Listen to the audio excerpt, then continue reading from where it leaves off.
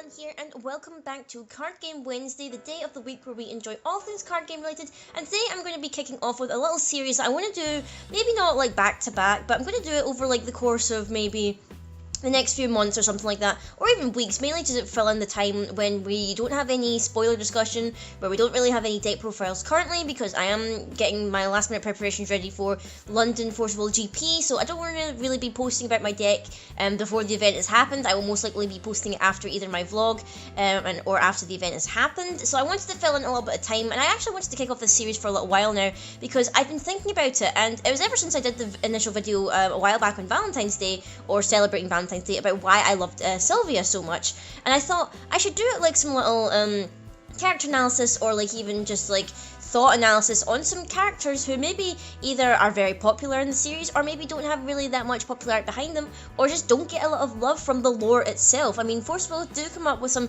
really cool characters, but they don't seem to sometimes have the story or the background or even the lore to back them up. There's like kind of like one-hit wonders in a way, and then you just never hear from them again. And I was thinking about which one did I want to do first. Initially I was going to go with Priscia, but then I realised that out of all of them, she's one of the most popular, but doesn't have a lot of like background into her herself. So I wanted to maybe talk about a lesser known character, or rather one who has less of a known actual backstory, and trying to go off and try to fill in some gaps myself, and to figure out what is really going on with this character. So I'm gonna go and start my little introduction here about this, kind of leading up to everything, and I hope you enjoyed this video, guys. Let me know if this is something you're interested in, if you'd like me to do some other characters in the future, or even tell me down below which character you would like me to do next for a little character analysis. So this one is going off of a character from the Seven Kings, the first part of the Alice cluster.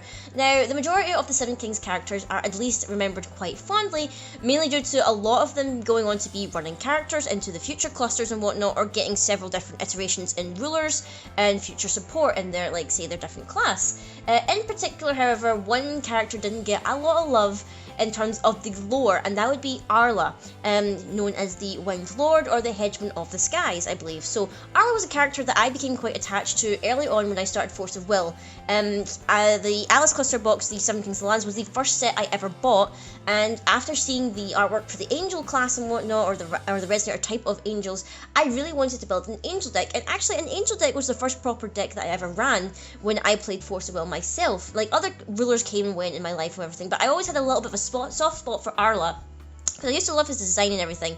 Excuse me for clicking my tongue too loud, but I used to love him and his design, and even just his soft like looking nature to him, even though that we didn't get too much insight into him on the actual lore story. Like, he literally has maybe one or two lines in the actual lore, and that's it, very much. So I'm just gonna like go off of mainly flavor text from cards relating to him or about him, and I'm gonna try and fill in the gaps a little bit as best as I can. So I want to shine a little bit of light on Arla, give him a little bit of a small character analysis, and give him the bit of love that he deserves, because I think a lot of people do like Arla, but the problem is that Arla in particular maybe just wasn't a popular enough character, or since he got written out of the story pretty quickly, or even just replaced in the story pretty quickly, it felt like he was just a throwaway Seven King. Like, he was just there to fill up a slot for the Seven Kings title, and then once that happened, it was like, right, great, we can get rid of him now, and we don't have to worry about him too much. So now I'm going to go over what I think about Arla, and basically what I think in particular, or my assumptions as to some of his lore,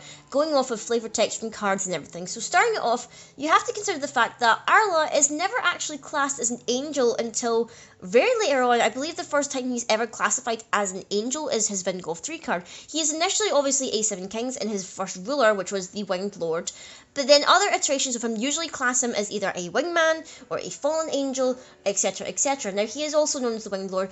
Wingman in particular is a different class from the angel Resonator type itself, and some people speculate as to why that is. They do look pretty similar, both have wings and whatnot.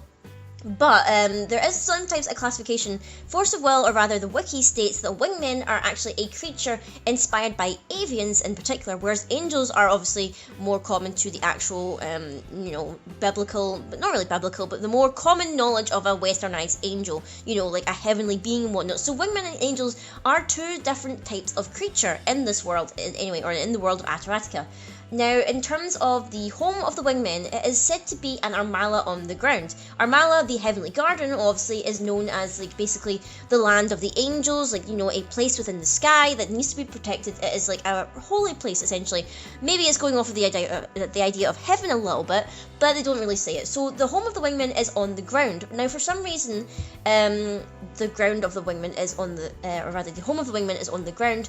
But they are capable of flying just as much as any of the angels and whatnot, so you would think, why are they not on Armala or anything like that? Now, I believe this is because of what wingmen truly are. Now, this isn't really explored too much into the lore itself, obviously, but going off of the flavor text of the Wingman of Armala, the Resonator card, it says, the strong sense of responsibility drove this man to wake up even after death. So my assumption here is that wingmen are actually men or women. I believe it's mostly men because all of the wingmen that are mentioned are all males. I don't believe there is actually a female wingman, if I'm remembering correctly. But my assumption here is that wingmen are either men who died with a strong sense of responsibility, which forced them to essentially wake up after their deaths and assume this form. Not an angel, but not exactly human either. They were gifted wings and whatnot and the power of flight. But they have a strong conviction in themselves to do something. And Arla's conviction in particular is to protect the skies. It is to protect Armala, those within it, and to protect the skies themselves. So in a sense, that is why he is one of the kings. He is the winged lord of the skies. He is the ruler of Armala. For some reason, this wingman who, after death, we don't actually know what happened to Arla, why he became a wingman, whether he was born human and then eventually became a wingman, or maybe he was the very first instance of a wingman who was never human. We don't actually know, but he was either had such a strong conviction that the angels basically elected him or chose him as their ruler to protect the flying city, which I find really interesting because the angels themselves, they seem to be a different creature entirely. Like, one of the flavor texts implies that they are summoned from the magic stones, which is very similar to how most of the resonators work in the lore of Force of Will. Is like some of these servants and whatnot are summoned from the magic stones and whatnot. So the angels in particular seem to be connected to, I'm guessing, light magic stones, but the wingmen are just like creatures in their own essence. They are just entities that exist in the world of Ataratica. And Arla in particular was one who had a strong sense of responsibility to protect the skies. Other kind of wingmen that are kind of like brought up and whatever is the Herald of the Winged Lord, but not like too much in depth. It just basically says that it was sent off to find Alice and to speak to her on behalf of Arla or something like that. Even though I believe in the actual online lore, it is Alice who meets Priscia and Faria, and then they go on to try and request the presence of the other kings to a meeting to talk about the incoming lapis or whatnot, or incoming danger that is happening. Other than that, there really isn't too much information about Arla before he was basically killed by Dark Alice and became the evil Arla as we know, and as we know they happened in the Twilight Wanderer set. Other than that, though, there's really not much else to go on, other than we know that he had a strong conviction to protect the skies, and eventually to protect all within the world when he was, like, reborn from his past self by the Seven Lands Memoria. And really, other than that, we don't really know too much about him, other than he also wielded the Artemis bow, which was his regalia. Regalia was obviously the big thing in Alice Cluster and everything, so his was Artemis, the winged bow. Kind of fits where him being a wingman / angel kind of creature, and he used a bow and arrow, which is one that usually has, like, you know, a long distance away. It's a projectile essentially. You don't want to be too close up with a bow and arrow because that's not going to be too helpful for you. Now, going off of after, obviously, Arla was defeated, he was corrupted, he became Shadow or Dark Arla, and it was said that his conviction to protect the skies eventually became a conviction to destroy them, which is all very sad and everything like that. And then eventually the Shadow Seven Kings were defeated, yada yada yada. They don't get seen again until near the end of the cluster, where their past selves basically are summoned to try as a last-ditch effort to try and protect Ataratica. That failed and they fade away again. Now, we don't see Arla again until way later into Lapis Cluster, where Lapis uses the evil Yggdrasil to resurrect the Seven Kings of Ataratica, or rather the ones who aren't already still alive, so not Faria and not Valentina and everything, with new malicious life, and that's how we got the Dark Arla, the demonic flying ace. In particular, I felt it's kind of sad because Machina, or rather Shadow Machina, got the chance to basically remember himself or to be reborn and whatever, and I will probably be doing a whole in-depth character analysis on Machina and Maria Bella in particular, because they are pretty interesting characters. But I find it really sad that Arla himself got the least amount of attention out of all of the different Seven Kings. So going off of what little flavor text actually mentions him, we can assume that he was once a man. He died and became a wingman with his strong conviction, his strong responsibility that basically refused to let him die. He then went on to become the ruler of Arla, which is the flying city. It seems to be a garden specifically to host angels or other holy life and spirits. Actual wingmen don't seem to be part of Arla. They have their own home, which is on the ground. They are capable of flying, but for some reason they don't live in Arla, or it seems like the majority don't live in Arla. I would think that since the heralds are his messengers, like they would have to live in Arla to be able to hear his message. But it seems to be that the majority of them didn't actually live in Arla. They lived within the grounded home of the wingmen. Other than that, we also had the inclination that even though Arla was defeated, even though he was killed by Dark Alice and he was corrupted and whatnot, and his purpose was to try and destroy the skies that he once tried to protect, it is seen that the angels go on to carry on his work, because obviously we have the Angel of Wisdom, Cherubim, whose flavor text insists that after Arla was defeated, his will lived on, specifically in his followers, and it drove his followers to shoot down the evil that invaded the skies, aka Arla himself. So even though Arla was gone, it didn't mean that his followers were suddenly, they were just like, okay, we're not going to do anything about this. They fought back, and it doesn't really say ever whether the angels ever did anything specifically good in the battle against Dark Alice, against Lapis, against basically the end of Ataratica, but they went on to try and fight in the name of Arla. Now, obviously, constantly Arla gets mistaken for a girl. I believe it's because of his rather female name, although I never understood why people mistook Arla for a girl in the first place. I mean, it does say he is a winged lord, so I'm not quite sure why people would get mixed up there, but maybe it was also to do with his design a little bit. He had kind of, not longish hair, but he had kind of soft blonde hair and whatnot, but I digress. He seemed to be a very devout kind of character. From the artwork we've seen, he seems to be rather stoic. He doesn't seem to be like one of those characters who shows their emotions very easily.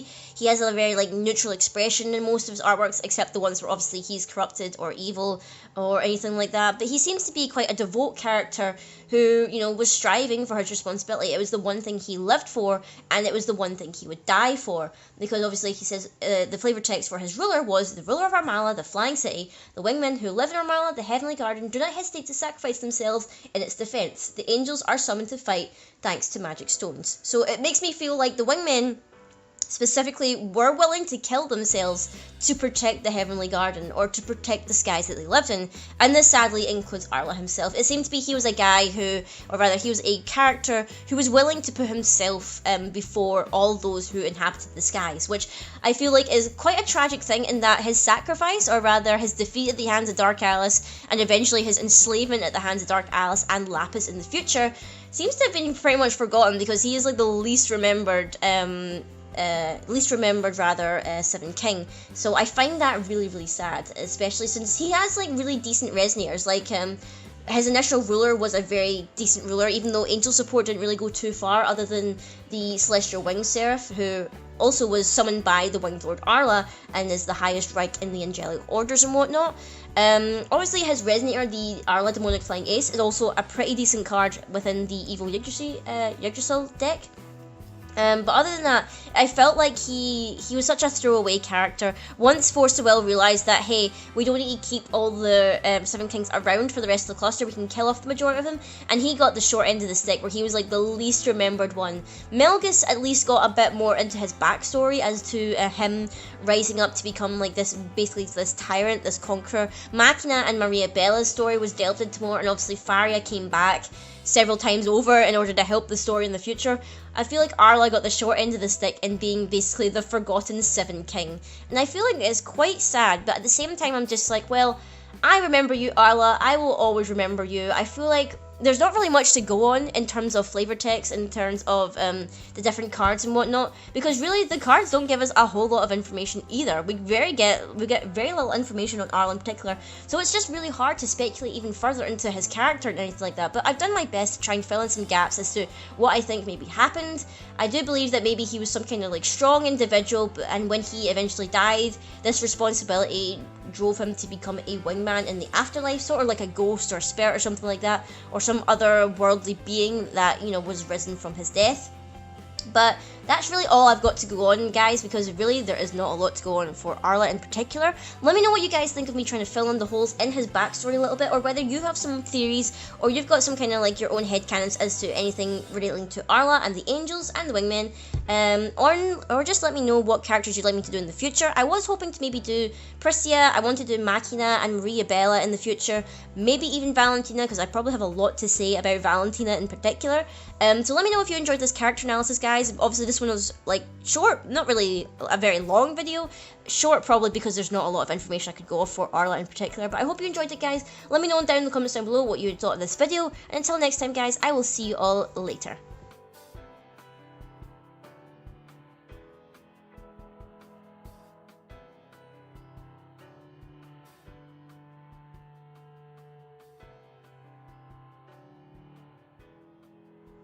This video was made possible thanks to patrons like Houston Moore.